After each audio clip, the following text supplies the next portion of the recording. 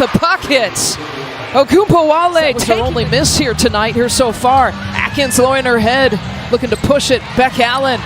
The autumn air carried the crisp scent of fallen leaves that clung to the ground around the West Des Moines Community Center Gymnasium, where Brent Clark stood silently on the sidelines with his calloused hands clenched into fists, watching his 9-year-old daughter Caitlin walk off the court with tears streaming down her face, her small frame burdened by the sting of yet another rejection. This time from a girls' basketball coach who told her she was too aggressive, that she did not fit the team. Dynamic they wanted. Words that cut deeper than they seemed, because this was not the first, but the third rejection in just 2 months from local teams who could not see past their narrow preconceptions of how young girls should play the game, preferring conformity over courage, uniformity over individuality, and timidity over tenacity. But what they dismissed as a flaw, her father recognized as a rare gift, for he had seen her natural instinct to compete fiercely, to drive to the basket, through contact, to lead her peers with vision and fearlessness, qualities that did not fit their mold of docility, but that mirrored the very essence of greatness he had once admired in college players and professional stars. And in this moment, as he stood wrestling with the pain of seeing his daughter's passion attacked under the guise of team chemistry, he began to contemplate a decision that would not just change her trajectory, but ultimately reshape the conversation around women's basketball itself. For how is it possible that a father's love, forged in silence and sacrifice, can transform rejection into revolution, heartbreak into opportunity, and an act of exclusion into the spark of a legacy that would inspire millions around the world? Caitlin did not know that her father had been documenting every painful dismissal, writing down every slight, every moment when a coach tried to dim her fire in the name of making her more coachable, when in truth they simply wanted her to conform. And as he reviewed his notes in the evenings, Brent felt the weight of responsibility grow heavier, knowing he could not let the light in her eyes fade. For he had played the game himself at university. He understood the grind of competition, the resilience required to excel, and he recognized that what Caitlin carried inside her was not simply talent, but a kind of ferocity that could not, and should not, be smothered. And so while other parents might have accepted the verdicts of these coaches or tried to encourage their children to adjust their style to fit in, Brent quietly began to research other options, speaking to parents, studying league rules, and envisioning possibilities that at first felt too radical, too controversial, but gradually seemed to him not only possible but necessary, until at last, after weeks of consideration, he made the decision that would shock friends, neighbors, and fellow parents alike. He would register Caitlin not for another girls' league, but for the boys' basketball league, where the competition would be fiercer, the players stronger and faster, the atmosphere less forgiving. Yet precisely the crucible she needed to refine her skills and deepen her resilience, because to diminish her game, in order to gain acceptance, was to betray her very essence, and he would never allow that. That evening, as he sat at the kitchen table across from his wife, and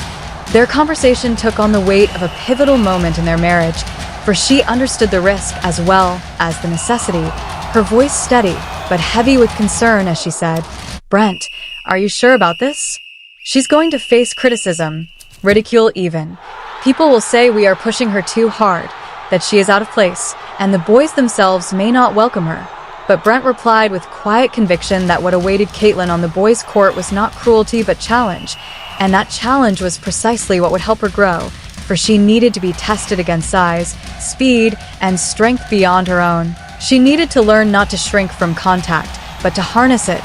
not to retreat in the face of skepticism, but to stand taller, and though worried, could see in her husband's eyes the same fire she had glimpsed in her daughter's. And slowly she realized that this was not recklessness but love,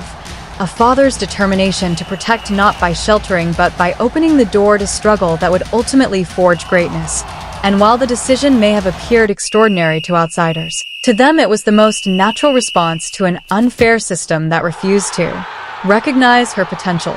What nobody knew in that moment was that this rejection,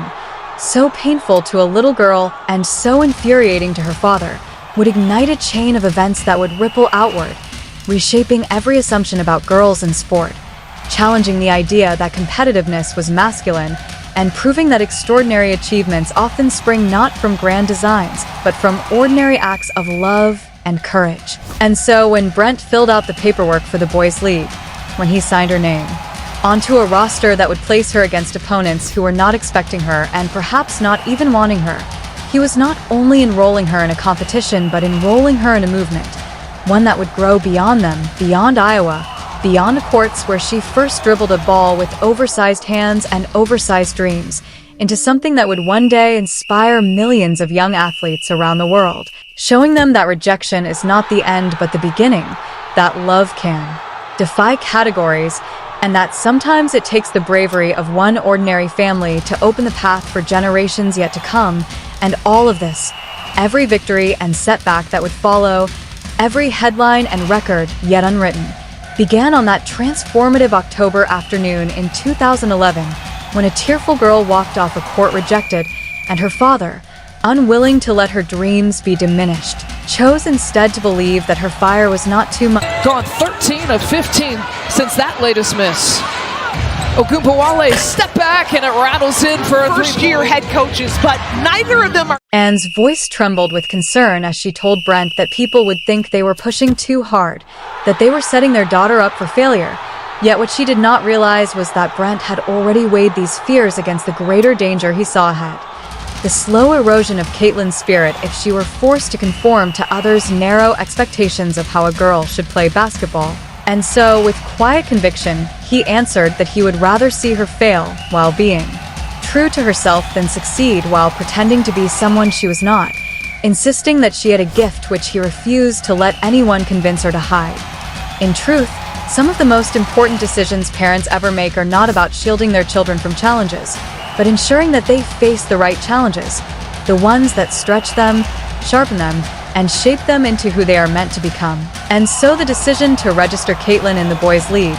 though awkward and resisted at first, was precisely that kind of choice. For when Brent sat before skeptical league officials, filling out forms, signing waivers, and fielding pointed questions about whether this was wise or reckless, he knew that what mattered most was Caitlin's right to play the game she loved at the highest level available to her, unbound by gendered assumptions. When Caitlin herself heard of the decision, her reaction revealed her nature. She was not daunted by the idea of facing boys, but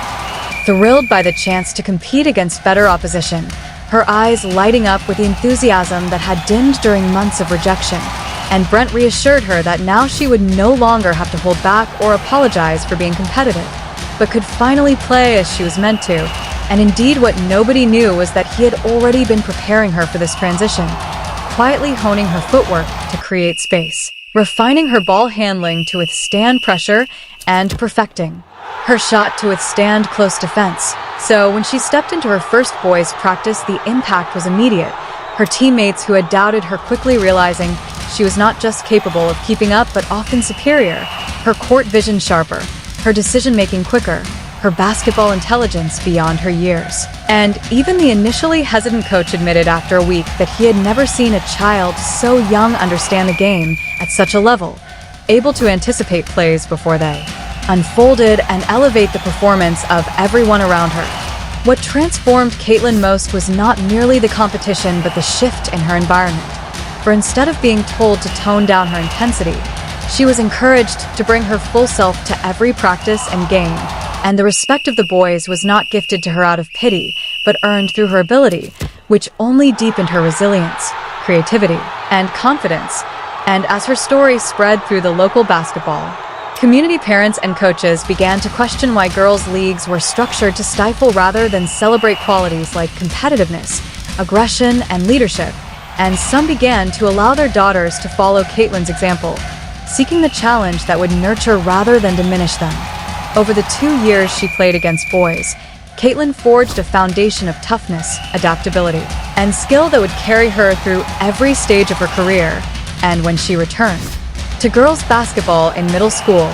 the gap was undeniable. Her skills and basketball intellect far ahead of her peers, her style of play almost unfairly advanced. Yet the deeper gift was the lesson she carried,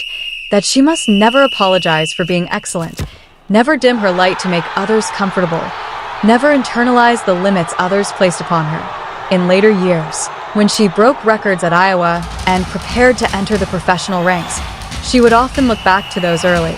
days, remarking that her father had taught her that being different was not a weakness but a superpower, that when people say something cannot be done,